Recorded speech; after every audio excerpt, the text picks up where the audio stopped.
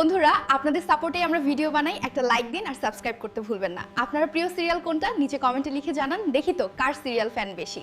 সুদেব কি সত্যিই মাঝ রাস্তায় অসুস্থ স্ত্রী লাজুকে ফেলে দিল?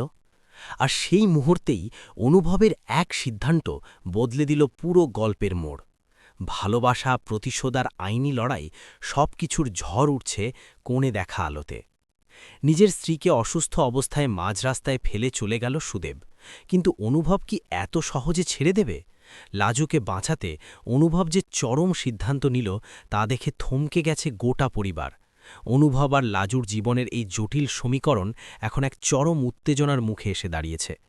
সুদেব যখন জেদ করে লাজুকে ফেলে রেখে চলে গেল, তখন বনলতা মনে মনে সিঁদুরে মেঘ দেখতে শুরু করেছে। সে বুঝতে পারছে অনুভবের মনে লাজুর যে জায়গা তৈরি হয়েছে তাতে তার নিজের অস্তিত্ব বিপন্ন। অনুভব স্পষ্ট জানিয়ে দিয়েছে যে লাজুকে সে এই অবস্থায় কোথাও যেতে দেবে না।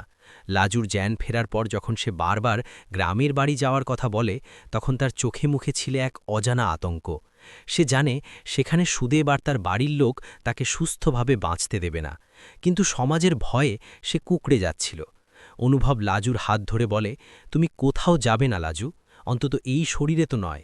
তোমাকে আমি সুস্থ করে তারপর তোমার দায়িত্ব বুঝে নেব। বনলতা যখন মাঝপথে কথা বলতে আসে, অনুভব তাকে তীব্র ধমক দিয়ে ঘর থেকে বের করে দেয়। অনুভবের মা অর্থাৎ জেঠিমণি তখন আড়ালে দাঁড়িয়ে সবটা দেখছিলেন। তিনি বুঝতে পারছিলেন অনুভব আর আগের মতো নেই। লাজুর প্রতি তার এই অতিরিক্ত যত্ন কেবল মায়া নয়, বরং এক গভীর ভালোবাসার বহিঃপ্রকাশ। অন্যদিকে গ্রামে ফিরে গিয়ে সুদেব তার মা আর আত্মীয়দের কাছে লাজুর নামে বিষদজ্ঞার করতে শুরু করে। সে জানায় লাজু অনুভবের বাড়িতেই থাকতে চায় এবং সে আর তাকে ফিরিয়ে আনবে না। সুদেবের মা চিৎকার করে বলে যে বউ পরের বাড়িতে পড়ে থাকে, তার আমাদের এই বংশে কোনো জায়গা নেই। ওখানেই ওর ডিভোর্স হোক, আমরা সুদেবের আবার বিয়ে দেব। এই খবর যখন অনুভবের কানে পৌঁছায়, সে মনে মনে যেন এই সুযোগটারই অপেক্ষা করছিল। সে সরাসরি সুদেবের গ্রামে যাওয়ার সিদ্ধান্ত নেয়, কিন্তু একা নয়, লাজুকে সঙ্গে নিয়ে নয়, বরং নিজের উকিল বন্ধুকে নিয়ে। কয়েকদিন পর লাজু একটু সুস্থ হলে অনুভব তাকে নিয়ে তার শ্বশুর বাড়ি পৌঁছায়। সেখানে গিয়ে সে দেখে সুদেবের বিয়ের তোড়জোড় চলছে।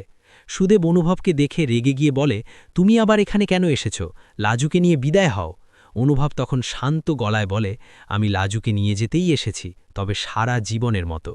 তোমার মতো অমানুষের হাত থেকে ওকে মুক্তি দিতে এসেছি। অনুভব সুদেবের সামনে ডিভোর্স পেপার এগিয়ে দেয় আর বলে, লাজুকে তুমি যে অসম্মান করেছ তার শেষ আমি এখানেই দেখে ছাড়ব। সুদেব প্রথমে রাজি না হলেও যখন অনুভব তাকে আইনি প্যাচে ফেলার ভয় দেখায় এবং লাজুর ওপর হওয়া অত্যাচারের প্রমাণ পেশ করার কথা বলে, তখন সুদেব বাধ্য হয়ে সই করে দেয়। লাজু তখনও স্তব্ধ হয়ে দাঁড়িয়েছিল। সে ভাবতেই পারেনি তার জীবনটা এভাবে বদলে যাবে। গ্রামে ফিরে আসার পথে অনুভব লাজুকে বলে, আজ থেকে তুমি মুক্ত লাজু, তোমার পড়াশুনো, তোমার স্বপ্ন সব এবার পূরণ হবে। লাজু কাঁপা গলায় প্রশ্ন করে, আপনি আমার জন্য এত কেন করছেন অনুভব? অনুভব তখন তার চোখের দিকে তাকিয়ে বলে, কারণ তোমাকে আমি ভালোবাসি লাজু।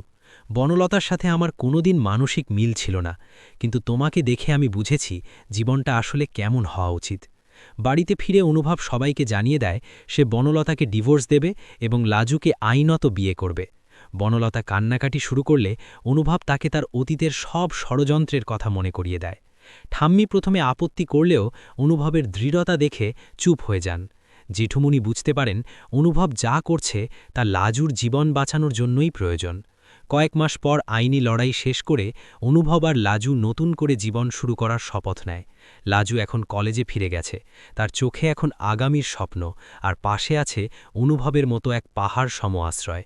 সুদেবের সাথে সেই অভিশপ্ত অধ্যায় পার করে লাজু এখন অনুভবের ঘরোরি হওয়ার অপেক্ষায় দিন গুনছে। গল্পের এই মোড় এখন দর্শকদের মনে এক নতুন আশার আলো জাগিয়েছে, যেখানে অন্যায়ের বিরুদ্ধে রুখে দাঁড়িয়ে অনুভব লাজুকে এক সম্মানের জীবন উপহার দিচ্ছে।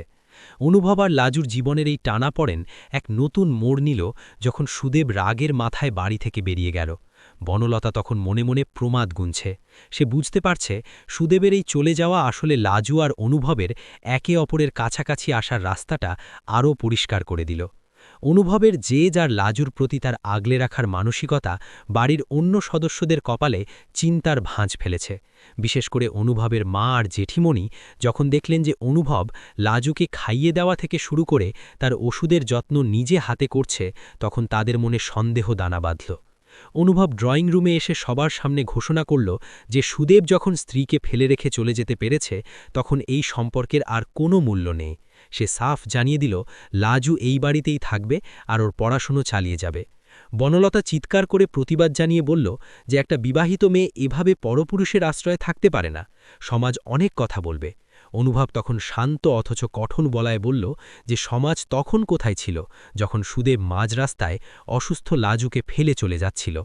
পরের দিন ভোরে লাজুর জ্ঞান ফিরলে সে নিজেকে অনুভবের ঘরে দেখে শিউরে ওঠে। সে উঠে দাঁড়ানোর চেষ্টা করতেই অনুভব ঘরে ঢুকে তাকে বাধা দেয়। অনুভব বলে, তুমি এখন অসুস্থ লাজু, আর সুদেব তোমাকে ছেড়ে চলে গেছে। ও পরিষ্কার বলে গেছে তুমি যেন আর কোনোদিন ওই বাড়িতে না ফেরো। লাজু ভোঝরে কাঁদতে থাকে, কারণ সে জানত গ্রামে তার বাবা মায়ের মুখ পুড়বে। কিন্তু অনুভব তার হাত ধরে সাহস দিয়ে বলে যে সম্মানহীন জায়গায় ফিরে যাওয়ার চেয়ে নিজের পায়ে দাঁড়ানো অনেক বেশি জরুরি। এদিকে গ্রামে গিয়ে সুদেব তার মা আর মাতব্বরদের উস্কানিতে লাজুর নামে কুৎসা রটাতে শুরু করে।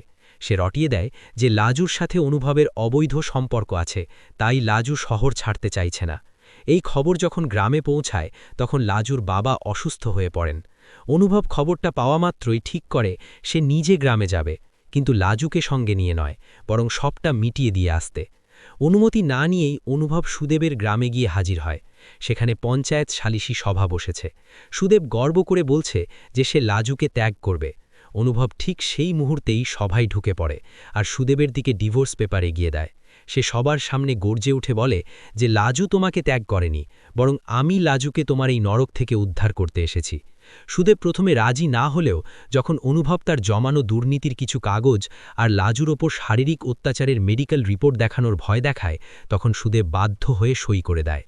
অনুভব সেখান থেকে সোজা লাজুর বাবার কাছে যায় আর কথা দেয় যে লাজুকে সে নিজের বাড়িতে সসম্মানে রাখবে এবং তার সমস্ত দায়িত্ব নেবে। শহরে ফিরে অনুভব যখন ডিভোর্স পেপারটা লাজুর হাতে দেয়, লাজু বিশ্বাসই করতে পারছিল না যে সে এই নরক থেকে মুক্তি পেয়েছে। বনলতা তখন বুঝতে পারে তার দিন ঘনিয়ে এসেছে। সে যখন লাজুকে অপমান করার শেষ চেষ্টা করে, অনুভব তাকে থামিয়ে দিয়ে বলে যে সে বনলতাকেও ডিভোর্স দিতে চায়, কারণ এই বিয়ের কোনো ভিত্তি নেই। অনুভব সবার সামনে স্বীকার করে যে সে মনে মনে লাজুকে ভালোবেসে ফেলেছে এবং লাজু যদি চায় তবে সে তাকে বিয়ে করে নতুন জীবন শুরু করতে রাজি। ঠাম্মি প্রথমে অবাক হলেও পরে অনুভবের সাহসিকতাকে সমর্থন করেন, কারণ তিনি জানতেন লাজু মেয়েটা হীরের টুকরো। গল্পের পরবর্তী ধাপে দেখা যায় লাজু ধীরে ধীরে সুস্থ হয়ে উঠছে। অনুভবের অনুপ্রেরণায় সে আবার কলেজে যাওয়া শুরু করেছে।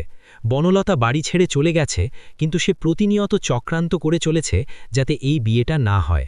অন্যদিকে লাজু আর অনুভবের মধ্যে এক সুন্দর বন্ধুত্বের সম্পর্ক গড়ে ওঠে, যা ধীরে ধীরে ভালোবাসার দিকে এগোতে থাকে। অনুভব লাজুকে নিয়ে শপিংয়ে যায়, তাকে নতুন নতুন বই কিনে দেয়, আর লাজুও অনুভবের ছোট ছোট অভ্যাসগুলোর খেয়াল রাখতে শুরু করে। বাড়ির পরিবেশ এখন অনেক শান্ত, কিন্তু ঝড়ের আগের নিস্তব্ধতার মতো। সুদেব আর বনলতা গোপনে হাত মেলায় যাতে তারা লাজুর কেরিয়ার আর অনুভবের মান সম্মান নষ্ট করতে পারে, কিন্তু অনুভব এখন অনেক সতর্ক। সে লাজুকে আগলে রাখে এক অদ্র